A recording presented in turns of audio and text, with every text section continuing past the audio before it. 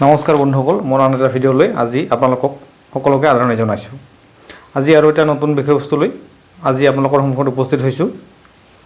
আজি আহিছোঁ ভাৰত চৰকাৰৰ যি নৱোদয় বিদ্যালয় আছে, সেই নৱোদয় বিদ্যালয়ত কেতিয়া এডমিশ্যন হয় বা কেতিয়া আমি অনলাইন এপ্লাই কৰিব লাগে সেই বিষয়ে আজি আপোনালোকক ক'বলৈ ওলাইছোঁ। আচলতে আজি মই পেপাৰত এটি বিজ্ঞাপন পালোঁ যে অহা 2025 বৰ্ষত যিসকলে নৱোদয় বিদ্যালয়ত এডমিশ্যন ল'ব তেওঁলোকৰ আচলতে ফৰ্ম ফিল আপ আৰম্ভ হৈছে। গতিকে বহুত পিতৃ মাতৃৰ এটা সপোন থাকে যে নৱোদয় বিদ্যালয়ত তেওঁলোকৰ ল'ৰা ছোৱালীক পঢ়াব আৰু তাতে এটা উন্নত শিক্ষা লাভ কৰিব।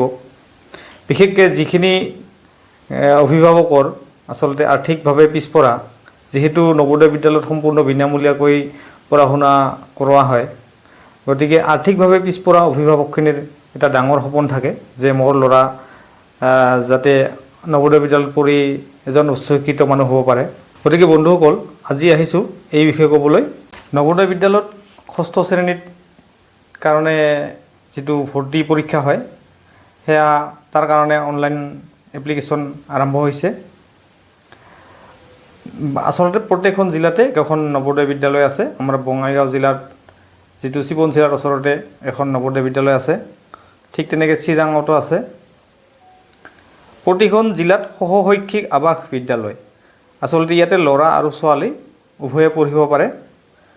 আৰু আৱাসিক বিদ্যালয় মানে ইয়াতে ৰেচিডেঞ্চিয়েল স্কুল, ইয়াতে স্কুলত থাকিয়ে বা হোষ্টেলত থাকিয়ে পঢ়া শুনা কৰিব লাগে। ল'ৰা আৰু ছোৱালীৰ কাৰণে পৃথক হোষ্টেল, খুব ধুনীয়া। বিনামূলীয়া শিক্ষা, থকা খোৱাৰ ব্যৱস্থা, একেবাৰে সুন্দৰ ভাৰত চৰকাৰৰ এটি ব্যৱস্থা।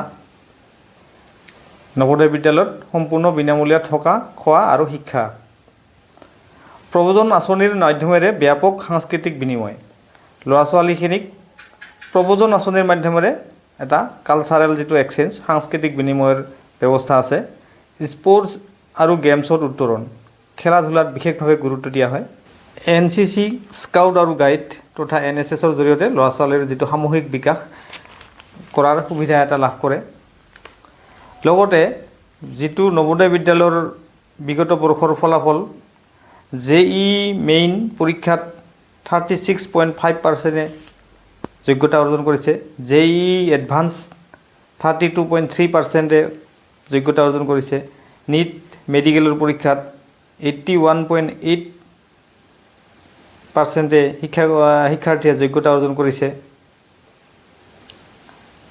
দশম আৰু দ্বাদশ শ্ৰেণীৰ উৎকৃষ্ট ফলাফল, দশম শ্ৰেণীৰ 99.09 আৰু দ্বাদশ শ্ৰেণীৰ 98.90, অৰ্থাৎ নৱোদয় বিদ্যালয়ত পঢ়া শুনা অতি উন্নত খাপৰ।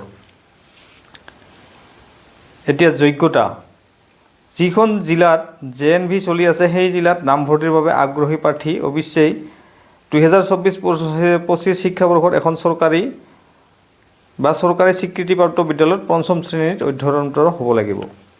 মানে এই বছৰ যিটো 24-25 যিজন ল'ৰা বা ছোৱালীয়ে নৱোদয় বিদ্যালয়ত যাব বিচাৰিছে, তেওঁ এই বৰ্ষত পঞ্চম শ্ৰেণীত অধ্যয়ন কৰি থকা হ'ব লাগিব, তাকো চৰকাৰী বিদ্যালয়ত বা চৰকাৰী স্বীকৃতিপ্ৰাপ্ত বিদ্যালয়ত। ব্যক্তিগত বিদ্যালয়ত পঢ়িলে তেওঁ এই সুযোগ নাপাব। যিকোনো চৰকাৰী বা চৰকাৰী স্বীকৃতিপ্ৰাপ্ত বিদ্যালয়ৰ পৰা সম্পূৰ্ণ শিক্ষাবৰ্ষ অধ্যয়নৰত হ'ব লাগিব, তৃতীয় আৰু চতুৰ্থ শ্ৰেণীত উত্তীৰ্ণ হ'ব লাগিব। অৰ্থাৎ তেওঁ আজি চৰকাৰী বিদ্যালয়ত নাম লিখি কালি তেওঁ নৱোদয় বিদ্যালয়ত চান্স নাপাব। তেওঁ তৃতীয় আৰু চতুৰ্থ শ্ৰেণী চৰকাৰী বিদ্যালয়ৰ পৰাই উত্তীৰ্ণ হ'ব লাগিব। লগতে বয়সটো এটা ডাঙৰ ফেক্টৰ। ছাত্ৰ ছাত্ৰীৰ বয়স, জন্মৰ তাৰিখ 1/5/2013 পৰা 31/7/2015 ভিতৰত দুটা তাৰিখ অন্তৰ্ভুক্ত হ'ব। অৰ্থাৎ 1/5/2013 পৰা 31/7/2015 ভিতৰত ছাত্ৰ ছাত্ৰীৰ জন্মৰ তাৰিখ হ'ব লাগিব। সংৰক্ষণৰ ব্যৱস্থা আছে। গ্ৰাম্য অঞ্চলৰ ছাত্ৰ ছাত্ৰীৰ বাবে 75%, যিহেতু গাঁৱৰ অঞ্চলৰ কাৰণে আচলতে এই স্কুলবিলাকৰ প্ৰতিষ্ঠা হৈছিলে, গতিকে যিটো ৰুৰেল বেকগ্ৰাউণ্ড অৰ্থাৎ গাঁৱলীয়া অঞ্চলৰ কাৰণে 75% আসন সংৰক্ষণ। লগতে SC, ST, OBC বা দিব্যাংগৰ কাৰণে আসন সংৰক্ষণৰ ব্যৱস্থা আছে। লগতে ন্যূনতম 1/3 আসন ছোৱালীৰ বাবে সংৰক্ষিত, অৰ্থাৎ 3খন আসনৰ এখন হ'লেও ছোৱালীৰ কাৰণে সংৰক্ষণ ব্যৱস্থা আছে। আবেদনৰ অন্তিম তাৰিখ 16/9/2024 অৰ্থাৎ ছেপ্টেম্বৰ মাহৰ 16 তাৰিখ আৰু পৰীক্ষাৰ তাৰিখ দুটা তাৰিখ দিয়া আছে 18/1/2025 আৰু 12/4/2025 গতিকে আপোনালোকে এতিয়াই অনলাইন আৰম্ভ কৰিব পাৰে আৰু অনলাইন আবেদনৰ কাৰণে যিটো ৱেবছাইট দিছে navodaya.gov.in এই ৱেবছাইটত গৈ আপোনালোকে আবেদন কৰিব পাৰে আৰু আবেদনৰ অন্তিম তাৰিখ 16/9/2024 গতিকে ভিডিঅ'টো ভাল লাগিলে নিশ্চয় লাইক আৰু শ্বেয়াৰ কৰিব ধন্যবাদ